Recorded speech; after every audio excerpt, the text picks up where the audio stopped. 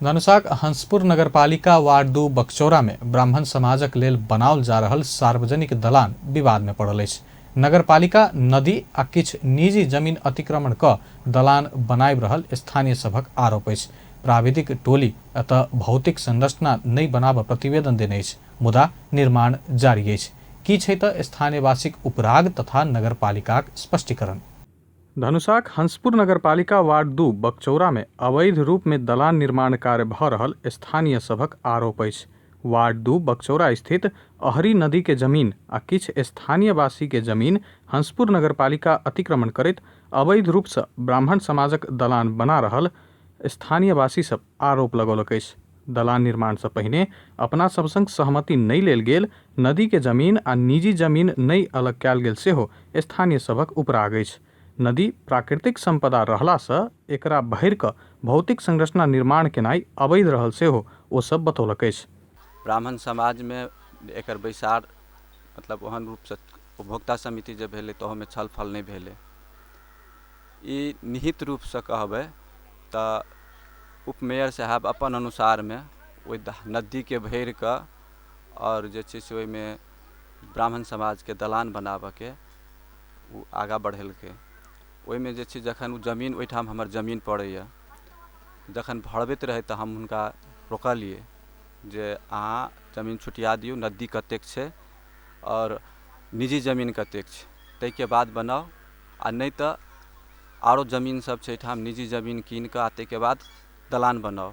ई नदी भरऽ के नियम नेपाल सरकार के नियम में नहीं छै। प्राकृतिक संपदा छै, प्राकृतिक संपदा के संरक्षण करऽ पड़ै छै, लेकिन वो किनको बात नहीं मानलकै।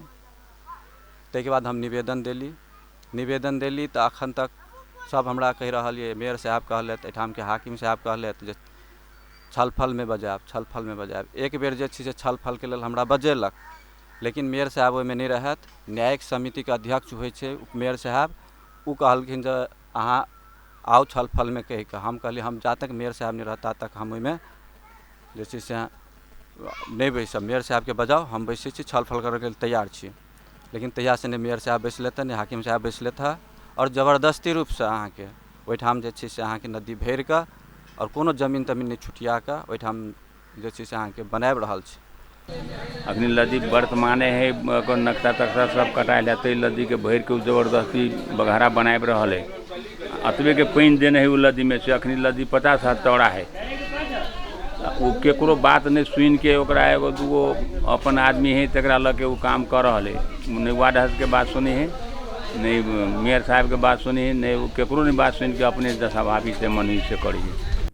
2025-26 सालक नापी अनुसार एखन दलान निर्माण भ रहल ठाम नदी रहल सेहो ओ सब दावी केलक अछि। नेपाल सरकार के 2026 साल के नापी अनुसार से देखी है तो वही में अहाँ के मतलब नेपाल सरकार के नक्शा में आ रहल है, तो वही के मतलब अहाँ के नदी खोला के भर के नहीं मिली है।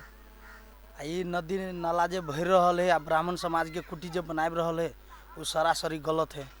ओकरा एकदम लगिन स्थानीय सरकार है, न्यायपालिका है, न्यायपालिका में उपमेयर साहब अपने बैठे छथिन, तो वही सब ने अहाँ के विलम्ब रूप से रुक के चाहिए। वार्ड नंबर 2 बकचौरा के अध्यक्ष उदय कुमार शाह समेत निर्माण कार्य प्रति असंतोष जनौलनि अछि। कमती में नदी 28-30 फीट है, नदी के बहाव कमती में 27-28 फीट है, तो में 10-12 फीट के पानी छोड़ देते सिरपाचे के नाम है चाहे दलाने बनी तो 2 फीट के पानी दिल के उ पानी जे अगाड़ी साहब का पछा तक जाए वाला भेल, अगर पछाड़ियों के जो भर दे पूरा तो वो पानी कत जाते आ वही दलान के की दशा होते। पूरा ऑलरेडी नदी भरलक वो मान्य नहीं है, ताहि दुआरे जे वो नदी के कार्रवाई ओहन हिसाब के होए पड़ले। अपने उपमेयर है हंसपुर नगरपालिका के प्रमुख प्रशासकीय अधिकृत रामलोचन मंडल नदी के जमीन में भौतिक संरचना निर्माण केनाई उपयुक्त नहीं रहल कहि कऽ प्राविधिक सबक टोली के प्रतिवेदन देल गेल स्वीकार केलनि अछि। एउटा हामीले यताबाट टोली खटाएको छु हैन, त्यहाँ के छ त वास्तवमा भनेर, अनि उहाँहरूले चाहिँ एउटा प्रतिवेदन हामीलाई दिनुभएको छ। प्रतिवेदनमा अब त्यो के रे अब नदी छ, अलि त्यो त भर्न त बढिसकेछ, त्यहाँ नाला पनि बनाइरहेको अवस्था छ हैन। भवन बनाउँदाखेरि प्राविधिक हिसाबले अब त्यो भवन चाहिँ अब बस्न सक्छ कि भन्ने खालको चाहिँ एक किसिमको दिनुभएछ उहाँले होइन। अनि दिइसकेपछि अब के गर्ने त त्यहाँ हामीले बनाउन सक्ने कि नसक्ने भन्ने खालको पनि कुरा छ। अनि उहाँ प्राविधिकहरूले यहाँ हुँदैन भन्ने खालको पनि कुरा गर्नुभएछ।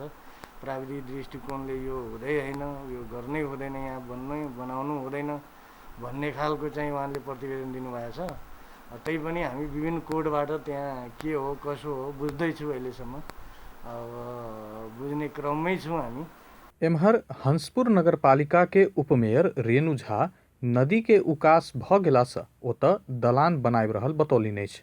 ओ अपना ओतुका जनता के अहित में कोनो काज नहि केने आ नहि करबाक सेहो बतौलनि। स्थानीय वासी के संगे प्राविधिक सहितक सहमति में काज भ रहल सेहो दावी केलनि अछि।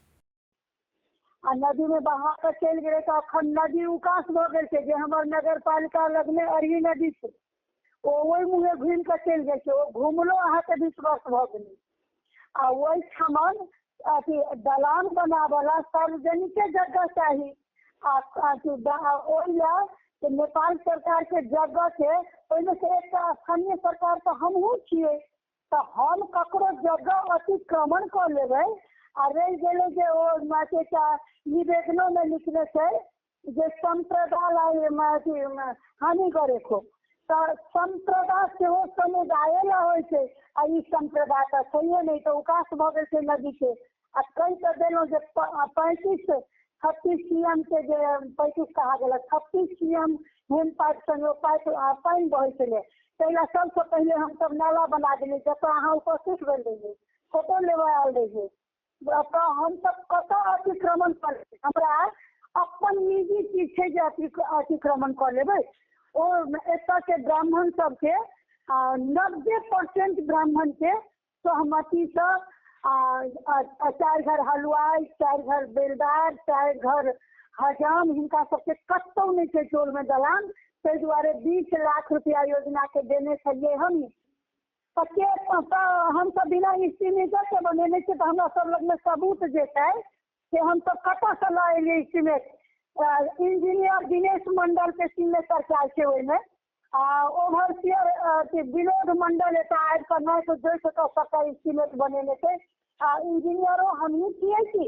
एम्हर हंसपुर नगरपालिका के मेयर राम ज्ञान मंडल अपना समक्ष एहि विषय में निवेदन पड़ल कहैत नदी अतिक्रमण करैत कोनो संरचना नहीं बनत आश्वासन देलनि अछि। ओ अपना एखन काठमांडू में रहला सँ फिरता अबिते निर्माण कार्य बंद करेबाक प्रतिबद्धता जनौलनि।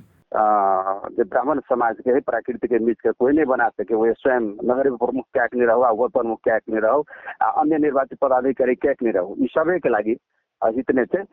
हित ने हमरा सबके जे काम कर पड़ते ओहि किसिम से प्रक्रिया सब अगाडि बढ़े। निश्चित रूप से हम अभी काठमांडू छै, एते मात्र एकरा हम ओकरा तुरंत प्रक्रिया अगाडि बढ़ेबे। हंसपुर नगरपालिका 20 लाख के लागत में ब्राह्मण समाजक लेल दलान निर्माण कऽ रहल अछि।